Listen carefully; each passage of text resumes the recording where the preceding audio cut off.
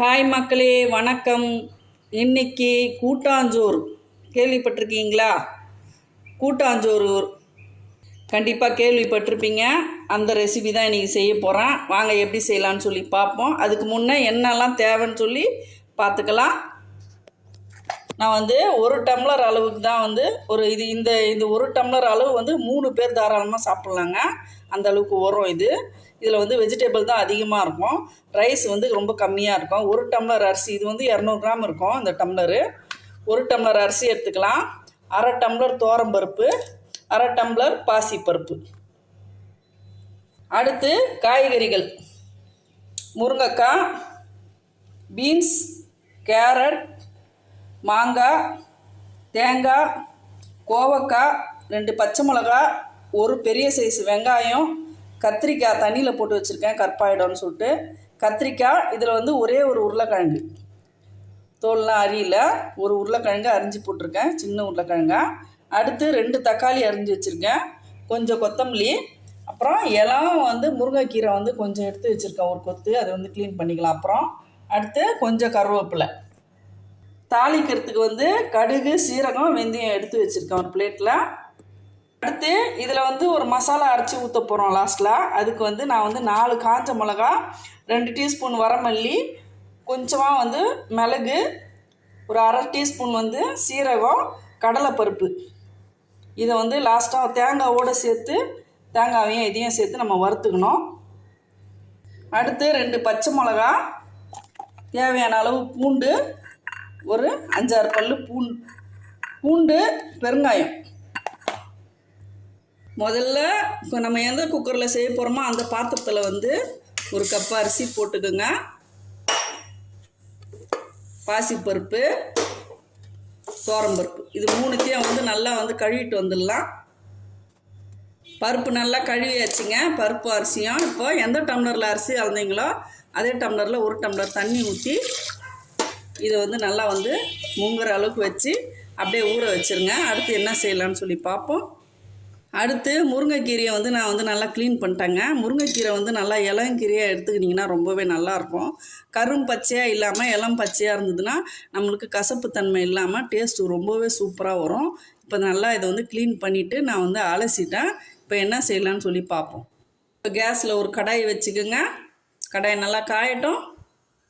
நீங்கள் மாங்காய் போடலைன்னா, மாங்காய் கிடைக்கல, மாங்காய் போடலைன்னா அதுக்கு பதில் கொஞ்சமாக ஒரு கொட்டை அளவு புளி கொஞ்சம் கரைச்சி எடுத்துக்கோங்க. நான் இன்றைக்கி மாங்காய் போடுறதுனால புளி சேர்க்கலை. கடாய் காஞ்சிருச்சு. இப்போ ஒரு டீஸ்பூன் அளவு நெய் ஊற்றிக்கோங்க.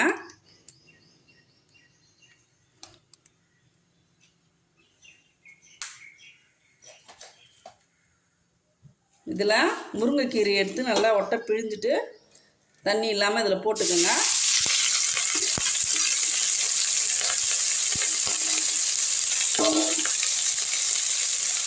நல்லா வதக்கி விட்டுடலாம். பார்க்க தாங்க கீரை நிறைய இருக்குது, ஆனால் வதக்கணுன்னு கொஞ்சமாக ஆகிடும். நம்ம செய்கிற அளவுக்கு இந்த ஒரு கைப்பிடி அளவு கரெக்டாக இருக்கும். இதை நல்லா வதக்கிட்டு அந்த பச்சை வாசனை போகிற அளவுக்கு நல்லா வதக்கிடலாம். லேசாக நான் நெய்யில் வதக்கும்போது இந்த ஃப்ளேவர் ரொம்பவே சூப்பராக இருக்குங்க. ஒரு 1 நிமிஷம் இருக்கட்டும். புதினா எவ்வளோ நேரம் வதக்குவோமோ அந்த டைமிங் தான். அவ்வளோதாங்க, நல்லா வதங்கிருச்சு. 1 நிமிஷத்தில் வதங்கிருச்சு. இப்போ இதை அப்படியே ஒரு பிளேட்டில் எடுத்துக்கலாம்.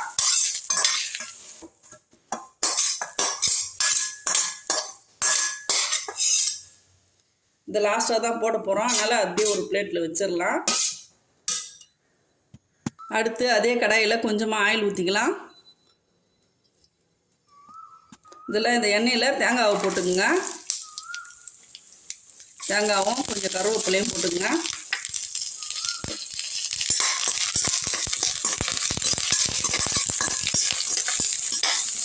அப்படியே நல்லா வதக்கி விட்டுருங்க. இது அப்படியே ஒரு ஓரமாக இருக்கட்டும். அப்படியே அடுத்து இதில் இந்த தனியா, இந்த மசாலா எடுத்து வச்சுருக்கோம் இல்லைங்களா, அதை போட்டுக்கலாம். எல்லாத்தையும் சேர்த்து நல்லா லைட்டாக வாசனை வர அளவுக்கு வறுத்துடலாம். நல்லாவே வறுப்பட்டுருச்சுங்க. இதையும் ஒரு பிளேட்டில் அடிக்கலாம்.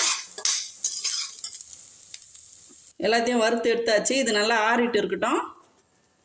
ஒரு 2 டீஸ்பூன் அளவு ஆயில் ஊற்றிக்கலாம். எண்ணெய் நல்லா காஞ்சிருச்சு. இப்போ வந்து கடுகு, சீரகம், வெந்தயம் இதை 3த்தையும் போட்டுப்போம்.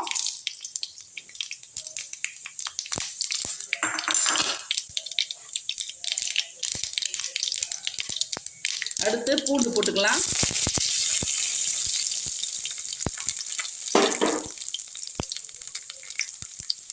பச்சை மிளகாவையும் கடுகு கருவேப்பிலையும் போட்டுக்கலாம். வெங்காயம் போட்டுக்கலாம். எல்லாத்தையும் வதக்கி வச்சுருவோம். ரொம்ப வந்து ப்ரௌனாக வதங்கணும்னு அவசியம் இல்லை. லேசாக வந்து சாஃப்டாக வதங்கினா போதும். தக்காளி போட்டுக்கலாம்.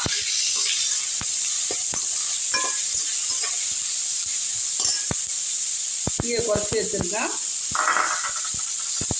தக்காளியே வந்து ரொம்ப வதங்கணும்னு அவசியம் இல்லை. லேசாக வதங்கினா போதும். நான் தீயை குறைச்சி தான் வச்சுருக்கேன். அடுத்து ஒரு காய்கறியாக எடுத்து போட்டுக்கலாம்.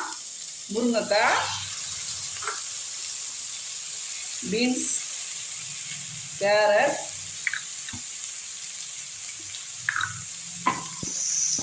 கோவக்காய், கத்திரிக்காய், உருளைக்கிழங்கு.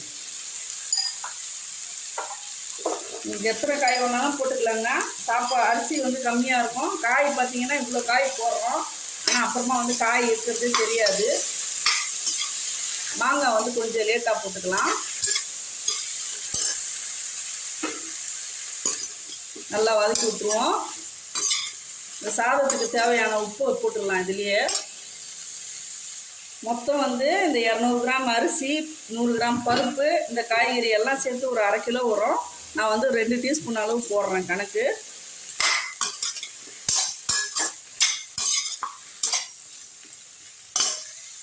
இது வீட்டில் அரைச்ச சாம்பார் பொடிங்க. இது வந்து 1 டீஸ்பூன் போட்டுக்கிறேன். நம்ம ஏற்கனவே வந்து காஞ்ச மிளகாலாம் வறுத்து போட போகிறோம். அதனால் கொஞ்சமாகவே போட்டுக்கலாம். சாம்பார் பொடி இல்லைன்னா நீங்கள் வந்து வீட்டுக்கு அரைச்ச குழம்பு மிளகா இருந்துச்சுன்னா அதை வந்து ஒரே 1 டீஸ்பூன் போட்டுக்குங்க. அதையும் சேர்த்து நல்லா வதக்கி விட்ருங்க. இதில் வந்து கொஞ்சமாக பெருங்காயம் போட்டுக்கலாம்.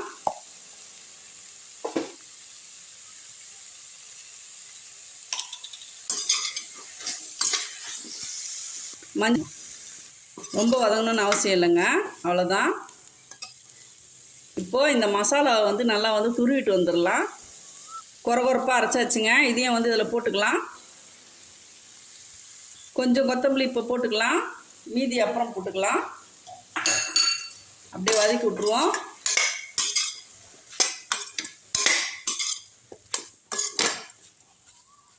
வதக்கியாச்சு. நம்ம வந்து ஏற்கனவே வந்து குக்கரில் ஒரு டம்ளர் தண்ணி போட்டு ஊற வச்சுருக்கோம். அடுத்து இதில் வந்து ஒரு 3 டம்ளர் தண்ணி ஊற்றிக்கலாம். 2 3 டம்ளர் ஊற்றி வச்சுங்க.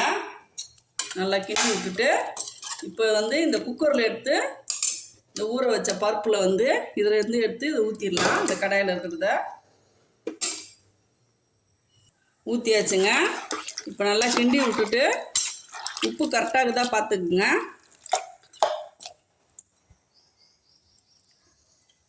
உப்பு கொஞ்சம் கம்மியாக இருக்குது.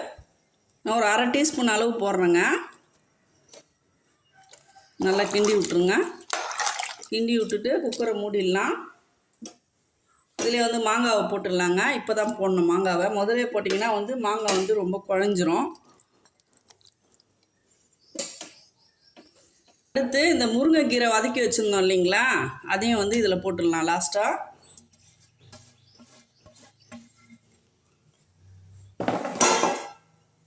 இதையும் நல்லா வதக்கி விட்டுருவோம்.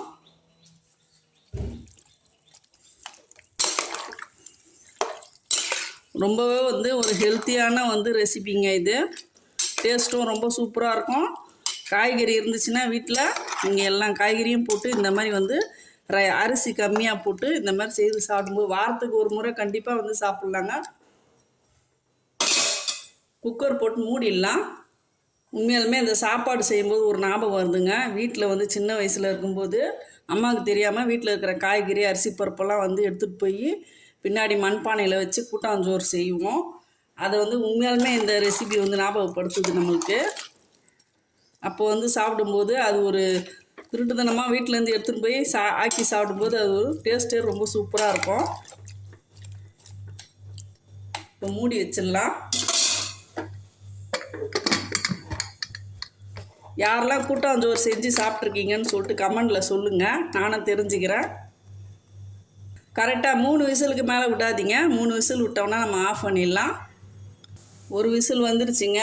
தீயை ஃபுல்லாக வந்து குறைச்சி வச்சுருங்க. குறைச்சி வச்ச பிறகு 2வது விசிலுக்கு நம்ம ஆஃப் பண்ணிடலாம். 2வது விசில் வந்து 3வது விசிலுக்கு. இன்னொரு விசில் வந்துருச்சு. 3வது விசில் வரப்போகுதுங்க.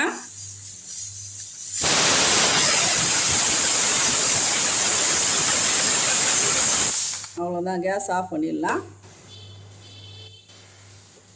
ஏர் வந்து எந்த காரணத்தை கொண்டு திறக்காதீங்க, அந்த அப்படியே இருக்கட்டும். அரை ஏர் நம்ம வந்து கட் பண்ணி விட்டுட்டோம், அப்படியே இருக்கட்டும். ஃபுல் ஏர் போன பிறகு நம்ம ஓப்பன் பண்ணி பார்த்துடலாம் வெந்துருச்சான்னு. இந்த டிஷ்ஷு வந்து அடிக்கடி அம்மா செய்வாங்கங்க வீட்டில். அதை பார்த்து தான் நாங்கள் வந்து வீட்டில் வந்து கூட்டாஞ்சோறு செய்வோம். நாங்கள் வந்து 7 பேர் 8 பேருக்கு ஒரே வீட்டில் இருப்போம். அதனால் பசங்கள்லாம் நிறையா இருக்காங்கன்றதுனால அந்த மாதிரி ஸ்டைலில் அப்போ குக்கர் கூட இருக்காது. பானையில் போட்டு மண்பானையில் போட்டு தான் வந்து எல்லா காய்கறியும் ஒன்றா அரிஞ்சு போட்டு அரிசி பருப்பு எல்லாத்தையும் ஒன்றா போட்டு வேக வச்சு கூட்டாஞ்சோறு மாதிரி அப்படியே வந்து தாளித்து கொடுப்பாங்க. ரொம்பவே சூப்பராக இருக்கும். அம்மா பண்ணுறதை பார்த்துட்டு தான் நாங்களும் வந்து அதேமாதிரி செய்வோம். இப்போ பார்த்திங்கன்னா இந்த ரெசிபிக்கு வந்து திருநெல்வேலி ஸ்பெஷல்னு சொல்கிறாங்க. இதை திருநெல்வேலி சைடு பார்த்திங்கன்னா கிராமங்களில் இன்றைக்கும் வந்து இந்த கூட்டாஞ்சோறை வந்து சாப்பாடு வந்து வாரத்தில் ஒரு முறை கண்டிப்பாக வந்து எல்லா குழம்புகள் வைக்கிற மாதிரி இந்த கூட்டாஞ்சோறையும் செய்கிறாங்க. ஃபுல்லாக ஏர் போயிடுச்சா பார்ப்போம்.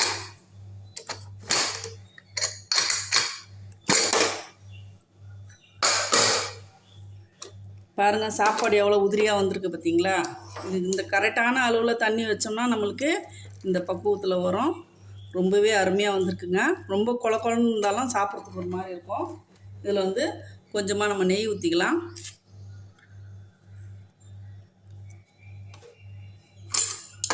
அவ்வளோதாங்க.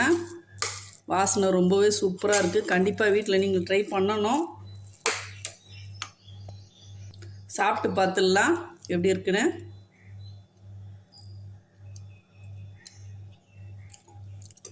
பா சரியான டேஸ்ட்டுங்க, சூப்பராக இருக்குங்க உண்மையாலுமே. இதுக்கு பாருங்கள், நான் சூப்பரான ஒரு சைடிஷ் ஒன்று பண்ணியிருக்கேன். மாங்காய் தித்திப்பு ரொம்பவே அருமையாக இருக்கும். மாங்காய் தித்திப்பு எப்படி செய்யணும்னு சொல்லிட்டு இன்னொரு வீடியோ போட்டிருக்கேன், அதில் போய் பாருங்கள். இந்த ரெசிபியில் முக்கியமான பவுடரே வந்து அந்த தனியாவும் தேங்காயும் அரைச்சி போட்டோம் இல்லைங்களா. அதில் நான் வெந்தயம் சொல்ல மறந்துட்டேன். வெந்தயம் ஒரு பிஞ்சு போடணும் கண்டிப்பாக. அது போட்டு நீங்கள் லாஸ்ட்டாக போட்டு செய்யும்போது அந்த ஃப்ளேவர் வந்து ரொம்ப அருமையாக இருக்குங்க. சாப்பிட்டு பார்த்தேன், அந்த தேங்காய் ஃப்ளேவர் வந்து ரொம்பவே டேஸ்ட் அருமையாக இருக்குது. அதேமாதிரி இதில் ஒரு விஷயம் என்னென்னா, குக்கரில் செஞ்சதுன்னா லத்த மாதிரி ஆகிடும், சில பேருக்கு அப்படியே கட்டியாகிடும். அந்த மாதிரி ஆகாதுங்க. நல்லா வந்து ஜூஸியாக இருக்கும். எவ்வளோ நேரம் ஆனாலும் நம்மளுக்கு ஜூஸியாக இருக்கும். இதில் பாருங்கள், நம்ம சாப்பாடு அரிசி கம்மியாக போட்டோம், வெஜிடபிள் நிறைய போட்டோம். ஆனால் பாருங்கள் சாதம் தான் அதிகமாக இருக்கிற மாதிரி இருக்குது பாருங்கள். அப்போது எவ்வளோ வந்து நம்மளுக்கு நார் சத்து ஃபைபர் எவ்வளோ கிடைக்கும் பாருங்கள். இதில் வாரத்துக்கு ஒரு முறை கண்டிப்பாக இதே ஸ்டைலில் நீங்கள் வந்து செய்யுங்க. இப்போ ஒரு பிளேட்டில் எடுத்து வச்சிடலாம். இதில் வந்து முருங்கைக்கீரை வந்து வதக்கி போட்டோம் இல்லைங்களா, அது வந்து ரொம்பவே அருமையாக இருக்குது. அந்த வாசனை வந்து ரொம்பவே சூப்பராக இருக்குது.